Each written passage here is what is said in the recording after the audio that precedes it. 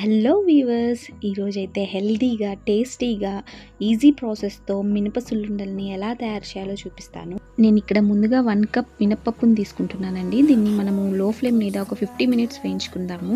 తర్వాత ఇది చల్లారిన తర్వాత ఒక మిక్సీ జార్లోకి తీసుకొని అందులోకి 2 టేబుల్ స్పూన్ బియ్యాన్ని వేసుకొని బాగా మెత్తగా మిక్సీ పట్టుకుందాము. ఫైన్ పౌడర్ లాగా ఇలా మెత్తగా మిక్సీ చేసుకున్న తర్వాత దీన్ని మనం ఒక ప్లేట్లోకి తీసుకుందాము. సేమ్ అదే కప్పుతో నేను ఇక్కడ 1 కప్ బెల్లాన్ని యాడ్ చేస్తున్నాను.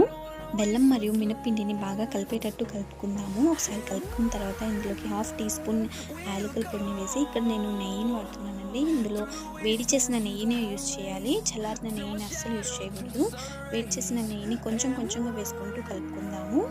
వేడి చేసిన నెయ్యిని యూజ్ చేయడం వల్ల మనం బెల్లం కొంచెం ముక్కలుగా ఉన్నా కానీ అది ఈ వేడి చేసిన నెయ్యికి కరిగిపోయిద్దండి. అందుకని వేడి చేసిన నెయ్యిని యూజ్ చేసుకోవాలి. తర్వాత మనం ఇక్కడ లడ్డూల షేప్లో చేసుకుందాము. సబ్స్క్రైబ్ చేసుకోవడం మర్చిపోమాకండి.